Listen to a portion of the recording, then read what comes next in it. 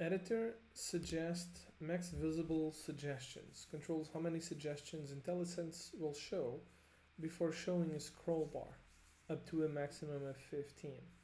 And by default this is set to 12, meaning that when you open up the suggestion box, you get 12 suggestions. Now, I think 12 is fine, but the thing is that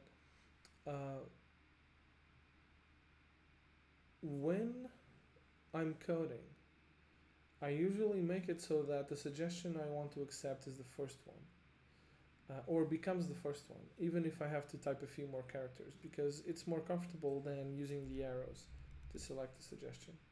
And it's much less comfortable than that even to use the mouse. So I'm gonna set this one, like I'm kind of splitting hairs here.